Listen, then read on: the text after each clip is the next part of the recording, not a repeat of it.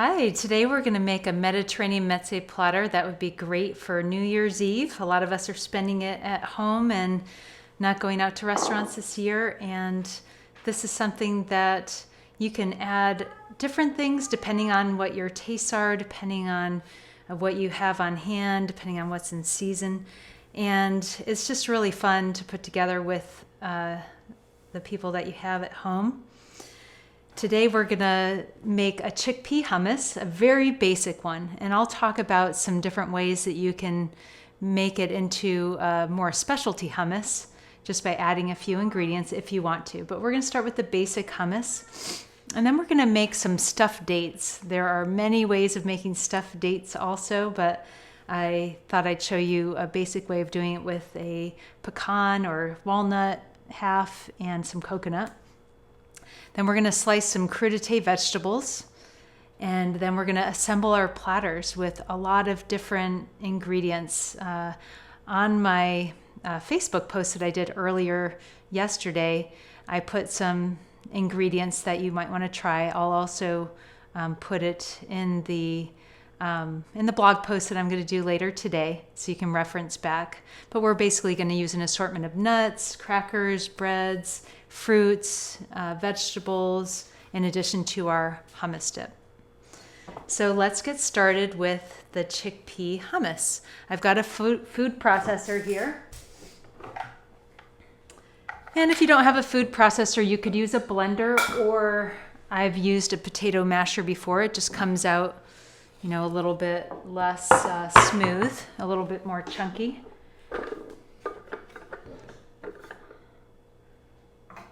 And so you just want to make sure you have your S blade in the food processor. And one thing that some folks don't know about food processors is that most of them do better if you have the bowl on the machine to begin with, and then you start adding your ingredients. If you were to add the ingredients and then move it to the food processor, a lot of times this rises up and all of your ingredients go to the bottom of the bowl, and then it's hard to put your blade back in. So start with the bowl right there on the food processor. And I'm going to put some chickpeas in. These are homemade, but you could use canned. Canned work pretty well for hummus. And because I had homemade chickpeas, I reserved some of the cooking liquid. This was not the soaking liquid that I used for the chickpeas, but it was the cooking liquid, which is really flavorful. And so I'm going to keep that in case I need it to make the chickpeas smoother, or you could use a little bit of water, up to a quarter cup of water. Now I've got a garlic clove here, just make sure all the peel is off of the garlic. And I like to give it a little bit of a chop first so that it will blend a little bit better.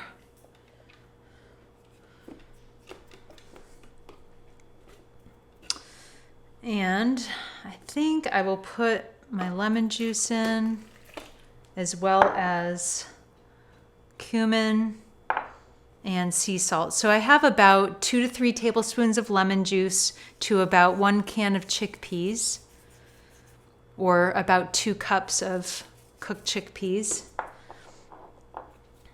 And then I've got 2 cups of chickpeas, or 1 can drained.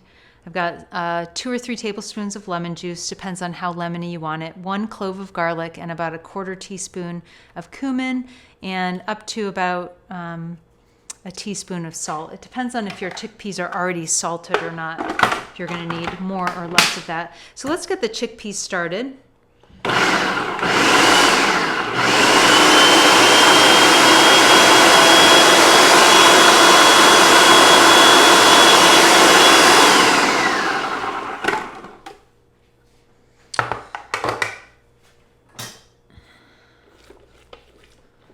And I'm not adding the tahini quite yet because I want this to get a little bit smoother first. So I'm going to add a little of the chickpea liquid or water.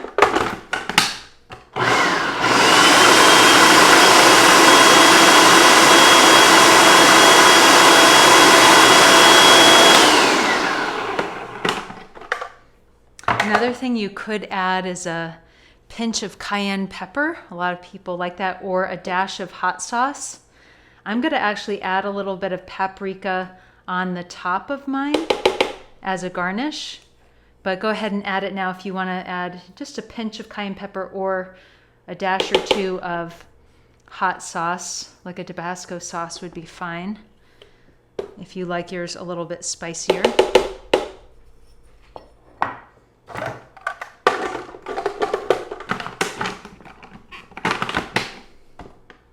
I'm adding about 6 tablespoons of tahini. That's a 1/4 cup plus 2 tablespoons.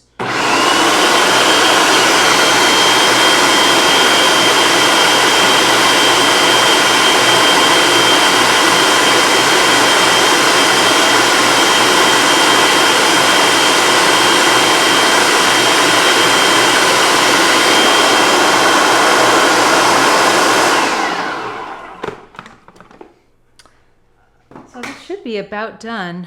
I think I like the texture of it without having to add any more liquid. I think that looks really good. A lot of times homemade chickpeas are softer than the canned ones. They cook longer, and I had pressure cooked mine, so that's probably why I don't need as much liquid. So if you were to make this hummus in a different way, some of the variations could be, you could put some lemon zest in there. I oftentimes will do that. Adds a really nice lemony taste without putting too much juice in there. You could make an artichoke lemon where you add some canned artichokes along with the lemon juice, and you could probably decrease the tahini. You can also add some olive oil. Oftentimes I add a couple tablespoons of olive oil. I actually just forgot to do that just now, so I'm going to garnish with some olive oil because I like the combination of tahini and olive oil. It gives a really nice flavor and texture. Very creamy texture to the hummus. You could also put a roasted beet or two into the hummus while you're blending up the chickpeas. Put some roasted or steamed beet, and it makes a bright pink hummus. It's really pretty. I've also made a spinach hummus where you add some baby spinach leaves. So there's a lot of different ways, and a lot of times it's nice to put your different kinds of hummus. You can make a base hummus like this, and then you can add different ingredients to a portion of it, and then you can put 2 or 3 varieties of hummus out. Roasted red bell pepper is another one. So you basically just make it like this, and then you add maybe a 1/2 to 1 bell pepper that's been roasted. So let's just garnish just a little bit. I'm going to get a spoon. Just going to kind of mound it up a little bit. So this is one reason why I love to keep chickpeas on hand in the freezer, because I can pull out a bag, thaw it out, and just make a nice hummus with it. And so I forgot to put olive oil in the actual hummus, so I'm going to put a little extra here on top. And then we'll add a little paprika for color. And then something I forgot to take out, but it could be nice, is to put some pine nuts on top or something like that. So there is the hummus. It's going to be so tasty with some crackers or some bread or our crudité vegetables. So let's actually move on to the other kind of recipe that we're doing. None of these are very complicated, but I've got some dates that are Medjool dates. They used to be pretty soft. Now they're a little bit dried out, but they're still tasty. And what you can do for stuffed dates, you need to take the pit out if there is a pit. So kind of cut it in half or cut around the pit. And sometimes I don't cut all the way through, but sometimes I like to make these open-faced ones. And then you can take a pecan half, and you can either put it in the middle and then close it back up. Where did my other half go? like that. And then you could try to roll it in some coconut, but I don't know if that's actually going to work. I had a feeling that might not work because these are dried out. These dates are a little bit dried out. So another thing you could do is put a piece of pecan in here, whatever size will fit. Or you can use almond butter or peanut butter or tahini. I've done that a lot of times instead of a whole nut. And just, you can make these open-faced ones. And the combination of the pecan or walnut, whatever kind of nut you put in here, goes really, really well with the date. And I don't know if this is going to work, if the coconut. So I'm just going to put these on the plate, kind of sprinkle them with coconut. I know they're going to be delicious even if all the coconut doesn't stick to them. If you use the nut butter, the coconut definitely sticks. I'm not sure how much is going to stick to these, but that's okay. So these will just be a little treat to have on our mezze platter. They're called stuffed dates.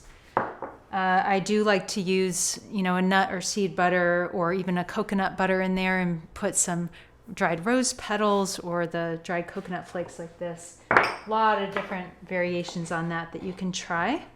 And now if you have some raw veggies that you'd like to slice along with me, let's do that now. Also, because it's winter time, it would be nice to have some of your veggies roasted. So if you have some baby carrots maybe, or carrots with the greens on them, you could cut all the way up to maybe leaving about this much of the stem, and you could roast your carrots with a little bit of the stem on so people can pick up the whole carrot. That would be really nice. So I would say either make carrot sticks or make, these are going to be diagonals of the carrots, and either serve them raw or blanched or roasted, like I was saying. I was planning on just doing them raw today, but if I had more time, I think I would roast these, or maybe even try to find some of the baby carrots with the green tops on them, and then you can use the green tops for a garnish on your platter. Okay, so this is one small and one medium carrot.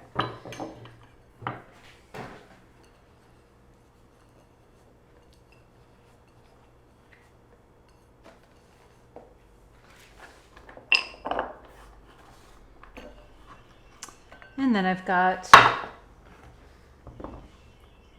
let's see, got some baby cucumbers, some red radishes, and some red bell pepper.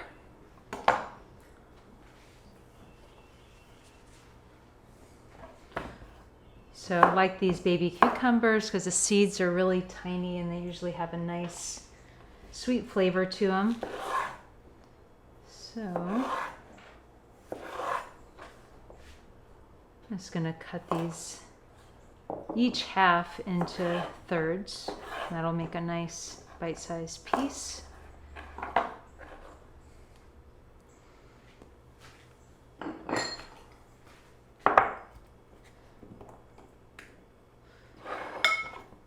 And then once we're done slicing the veggies, the fun part, which is arranging everything on the platter. And one reason why I had the idea to do this mezze platter today is that my daughter is interested in following a Mediterranean diet for the month of January to try it out and see how it affects her health. And we generally eat very consistently with the Mediterranean diet, but I think it'll be fun to look up some new recipes, and gave me the idea, since we like to make platters, that we would make a mezze platter like this. Or in the summertime, when we had a lot of eggplant coming out of the garden, we made an Italian style mezze platter for the Cooking Together Supper Club that we do. and it had artichokes and roasted eggplant with pine nuts and mint, and we did have red bell pepper, and we made a white bean dip, which we thought was a nice summery Italian kind of dip. So you can really vary this depending on the season and what your kind of cuisine you're trying to represent. So these are some red radishes. I also have some different kind of radishes in the fridge, but I thought these would be especially nice because they're red and white and look very holiday-like. And speaking of Cooking Together Supper Club, we are having a promotion till the end of the year where we're doing a, you're not committed to a subscription or anything where it's going to roll over. It's just a 4-month, kind of a 4-month, what would you say? 4-month supper club where it goes January, February, March, and April, and you'll get to experience 4 months of the Cooking Together Supper Club, plus you'll get the archives of the recipes that we've been doing since last April. So it's a really, really good deal. You get a whole year's worth of cooking together for $50, but I'll just be sending you one email a month with the new offerings, and then you can go back into the archives if you want to look at some of the recipes from the fall and the winter and the spring. And I just did, for Cooking Together, just did a kind of year in review, picking out my favorite recipes of the year, which was kind of hard to do. There were a lot of good ones, but it was really fun going back over the year. We did, I think, 37 weeks of cooking together already since April. And did all kinds of different cuisines, and everything was, I think, pretty healthy. Some were very healthy, some were moderately healthy, but a lot of variety. Everything was gluten-free and dairy-free, with just so many options that I think you wouldn't get bored with these recipes. Anyway, it's been fun. So let's assemble our mezze platter. So this is going to look different every single time you do it. You can use, different bowls to delineate things. You can also just put things out. Like if I had some bread, I think I do have some.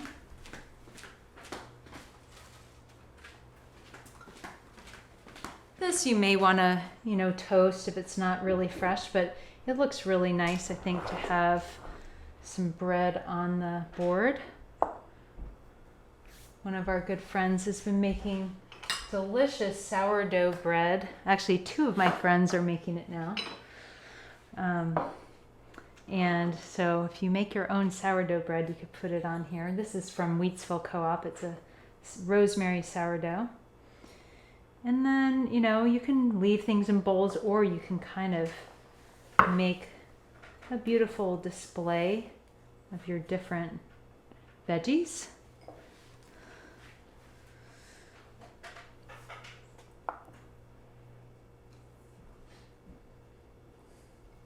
And if you're going to make this on New Year's, maybe start at like 2 or 3 o'clock, or maybe, 3 or 4 o'clock, a couple hours before it gets dark, and you can start assembling your ingredients that you're going to use. And then by the time it's getting dark, you can put some music on and maybe play some games, and then you can have your platter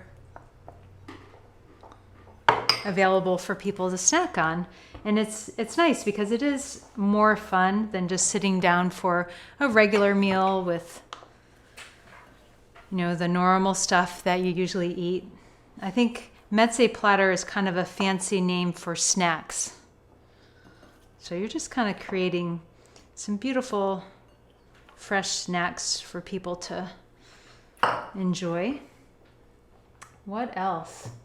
I think I need your help, Izzy. Do you want to provide some assistance now? Okay.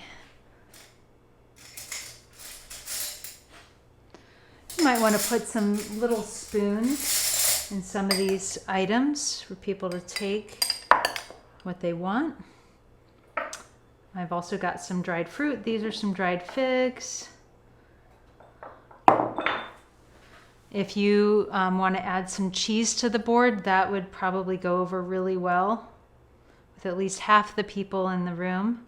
So you could put cheese maybe next to the crackers with a knife. That would look really nice. Oops. If you're going to put something like cauliflower or broccoli, you might want to roast that first or blanch it first, since some people, like me, like it a little bit cooked rather than just being raw. Oh yes, don't want to forget these. I have these Marcona almonds, and you could just sprinkle these around. I think I'm going to leave some in the bowl, and then I'll put some right here. Ideally, you might have every part of this board kind of chock full of ingredients. You can even make a base of kale or lettuce and then put things on top of that if you want it to be really, really colorful. I think I'm going to put the dates, nestle them in here. And one of the ideas is that it'll just be like every time you go to take something, you'll find something new. So it just makes it more fun when things are spread out a little bit. Then I seeded some pomegranate this morning. We have a video on how to seed a pomegranate that's a very easy method. Maybe we'll link to it in the comments if you want to try that yourself. I guess I'll just put these with the pecans. That looks pretty there. These may not be super practical. You could also put some dried cranberries. I'm mainly doing it for color. And then another spoon for the hummus.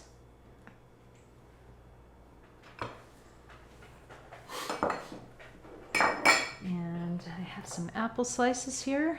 Do we have room? There's always room for apple. If anybody else grew up in the north, I grew up in the Northeast, and we had the most delicious apples. I'm sure there are other places on earth that also have delicious apples, but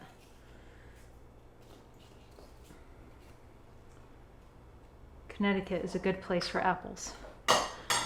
Okay. So I think that's all that I have. I was going to do this on a smaller board, but I realized that I had so many things that I wanted to put on the board that I decided to use this big one. So it can be fun to get different size platters, different shapes, and just kind of experiment with them each time you make a snack platter, and make it a little bit different every time. So I had picked these herbs earlier thinking they would look nice on the board. And then I almost forgot to put them out. What do you think about that? Maybe, maybe not. Rosemary looks really nice on a board, but my rosemary right now isn't looking too great. I think it needs a new spot. So I'm just going to use some oregano and some parsley and maybe a little thyme. My sage, it doesn't have enough to pick, so I decided not to use sage. Okay. Well, I think I'm ready for lunch. I hope that you enjoy making your New Year's Mezze platter. Let me know if you make it. Maybe you can take a picture and post it on the Facebook page below the video. That would be really fun because everybody's got a different way of doing things, and I really like to learn from other people, and we can all motivate each other and make it through the holidays together, even though we're not in the same room. So thank you so much for watching Cooking Together Live on Facebook, and look forward to seeing you next week.